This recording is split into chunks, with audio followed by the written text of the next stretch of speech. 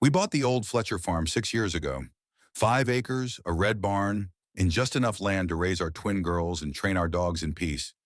It wasn't just any farm. It was home to Valor Ridge K9, a training facility for retired military and police dogs, those too injured or traumatized for duty, but not ready for the kennel. We rehabilitated them, trained them for civilian life, and sometimes matched them with veterans battling PTSD. This place was more than our home. It was our mission. The land had sat outside the jurisdiction of the newly formed Silver Oaks HOA, or so we thought. But as the subdivision sprawled closer to our fence line, the HOA started getting intrusive. First, it was letters. Your property doesn't reflect Silver Oaks aesthetic standards. Animal noise complaints have been received. Unauthorized business activity in a residential zone. We responded politely, explained that we were zoned agricultural commercial and had grandfathered rights. We even invited the HOA board to tour the facility. Only one person came, Rick Hanlon, the president. He looked around with disgust. "You're running a military kennel in a family neighborhood," he said. "Don't be surprised when families start pushing back." 2 weeks later, the trouble began. Trash dumped at our gate, broken fencing, one of our kennels vandalized, cameras were tampered with. I reported everything to the sheriff, but without a clear suspect, there wasn't much they could do. Then one night, I woke to barking, furious, panicked barking. Flames were rising from the hay shed. One of the barns was already half engulfed. I ran in barefoot, yelling for the dogs. My wife called 911 while I smashed locks and opened kennel gates. The air was thick with smoke. Sirens blared in the distance. By the time the fire department arrived, most of the structure was gone.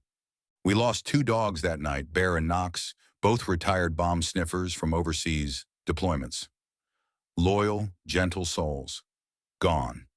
Investigators found evidence of accelerants in a pile of HOA flyers near the origin point of the blaze. The official report called it arson. But what the arsonists didn't count on was the dogs that survived.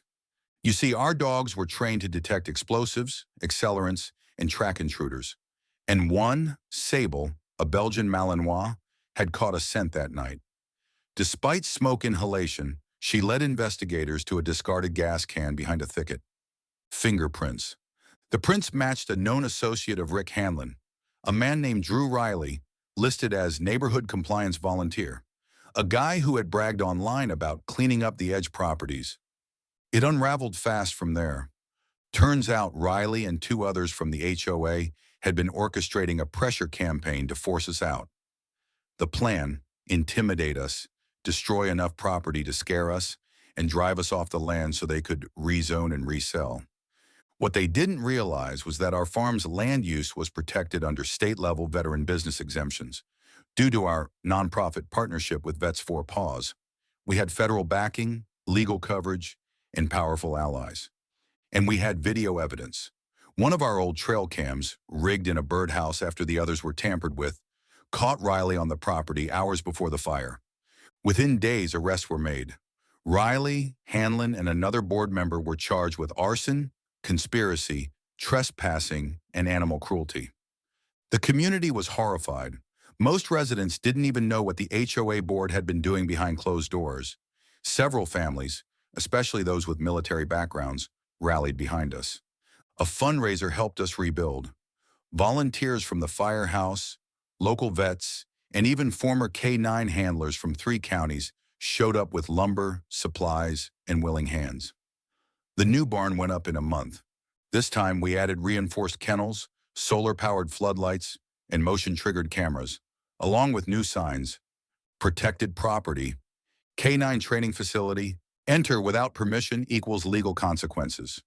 Sable, she made a full recovery and now serves as our official tracking demo dog. Local schools and scout troops come to see her in action. And the Silver Oaks HOA, under full investigation. Because they thought they were burning down some backwoods dog farm, they didn't realize they were picking a fight with a team trained to hunt terrorists and rebuild warriors. They forgot, you don't light a match in a field full of watchdogs.